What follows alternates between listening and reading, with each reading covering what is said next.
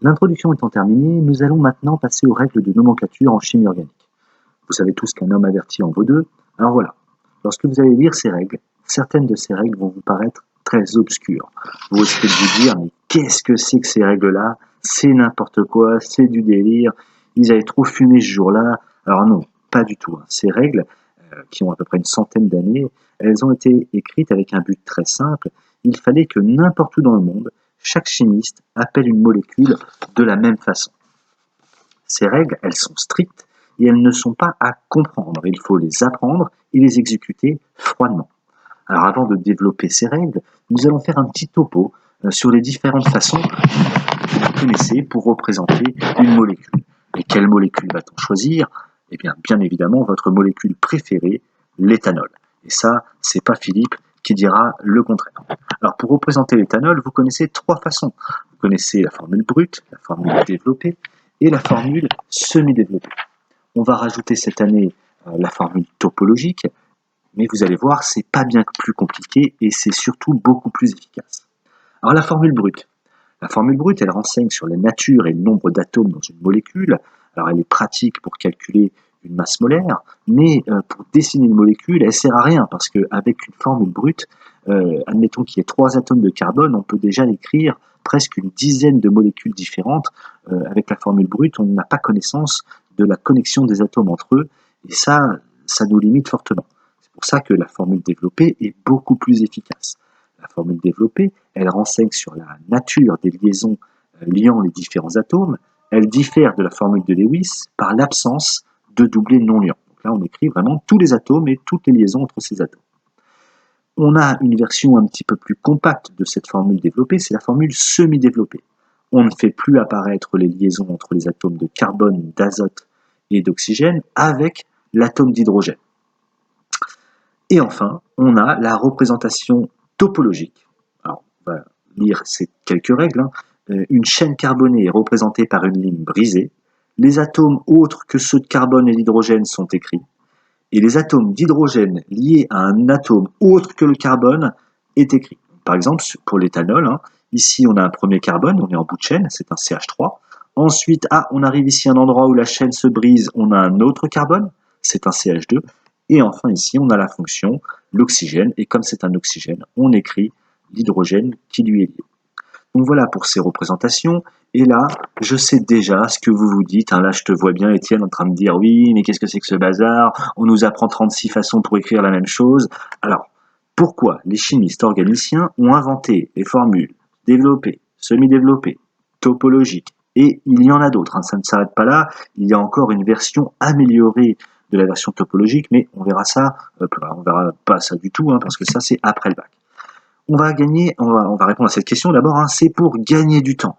Et pour que vous compreniez bien pourquoi on a fait tout ça, je vais vous montrer cette molécule. Alors cette molécule, avec vos yeux de jeune chimiste, est-ce que cette molécule, vous trouvez que c'est une petite molécule, une grosse molécule, une molécule moyenne?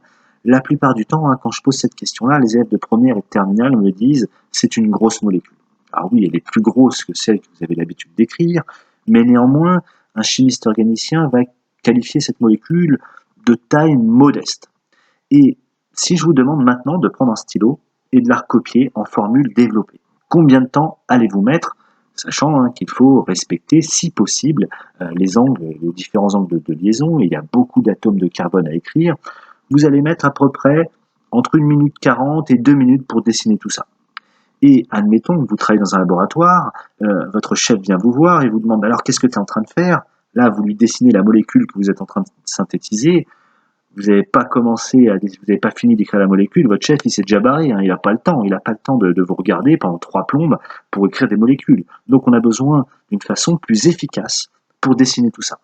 Alors je vais vous montrer maintenant la formule semi-développée de cette molécule, et là on voit bien qu'on a gagné du temps. Il y a moins d'informations pour dessiner cette structure. Allez, il vous faut une bonne minute. Alors, sauf pour Paul-Antoine, les Corses, toujours, pour Paul-Antoine, pour écrire ça, allez, je lui laisserai bien 5 bonnes minutes. Mais pour quelqu'un d'entre guillemets normal, 1 minute, ça ira. Ensuite, on va passer à la topologique. Et là, vous voyez bien que la topologique, on a vraiment gagné du temps. On a arrêté d'écrire tous ces atomes de carbone. Et ici, en une trentaine de secondes, c'est fait. Pour Paul-Antoine, en 2 minutes, c'est fait. Et je vais vous montrer la version ultime, la version dite professionnelle. Celle-là, je ne vous demande pas de la comprendre, ça c'est pour plus tard, mais lorsqu'un chimiste organicien voit ça, dans sa tête, c'est ça qui s'affiche. Et pour passer de la formule développée à cette chose-là, ça ne se fait pas en 3 coups de cuillère à peau, hein. On apprend petit à petit les différentes règles de représentation et on s'entraîne. C'est comme ça qu'on va mieux comprendre comment gagner du temps. Alors c'est parti, on va commencer avec les alcanes. Les alcanes, qu'est-ce que c'est? Les alcanes, ce sont des hydrocarbures à chaîne ouverte saturée, uniquement des liaisons simples, de formule CnH2n plus 2. Alors, ces alcanes, c'est uniquement des molécules qui comportent des carbones et des hydrogènes. Et si on prend le plus petit alcane possible, un seul carbone, et à combien d'hydrogènes est-il lié? 4. Vous avez bien révisé le chapitre 9, vous savez que le carbone a toujours 4 liaisons avec 4 partenaires pour respecter la règle de l'octet. Et donc cette petite molécule, on va l'appeler méthane. Ce tableau, il est à apprendre par cœur, hein. Il n'y a pas d'hésitation, il faut l'apprendre par cœur. Quand il y a 2 atomes de carbone, ce sera l'éthane. Quand il y a 3 atomes de carbone, propane. 4 atomes de carbone, butane. 5 atomes de carbone, pentane. 6 hexane. 7 heptane. 8 octane. Alors mon tableau s'arrête ici, mais ça ne s'arrête pas là, hein. 9 nonane. 10 décane. 11 undécane. 12 dodécane, et ainsi de suite. Ensuite, aussi, on a un tableau où on a les groupements alkyles. Alors, vous allez comprendre avec des exemples la différence entre alcane et alkyle, mais lorsqu'on a un substituant, ici c'est un CH3 qui ne sera pas sur notre chaîne carbonée dite principale, vous allez comprendre ce que c'est que la chaîne carbonée principale, et bien lorsque ce CH3 est un substituant, on va l'appeler méthyle. Lorsqu'il y a 2 carbones, ce sera éthyle, 3 carbones, propyle, hein, c'est la même racine, meth, et, propre. Et si on avait 4, ce serait butyle. Mais on ne va pas parler du butyle en classe de première, on se le met au chaud pour la terminale parce qu'il est un petit peu plus compliqué celui-là. Alors, on va passer aux règles. Ces règles, vous allez mettre pause et puis vous allez les lire tranquillement sur le fichier qui se trouve dans le cloud École Directe. Et une fois que c'est fait, vous allez revenir sur cet exemple et on va décortiquer cet exemple. Alors, la première des choses à faire, c'est de trouver dans une molécule, quand on vous demande de nommer une molécule, il va falloir définir la chaîne carbonée la plus longue. Donc ici, si je pars de ce carbone-là, 1, 2, si je monte, 3. 3 carbones, ce n'est pas du tout la chaîne carbonée la plus longue. La chaîne carbonée la plus longue, c'est celle-ci.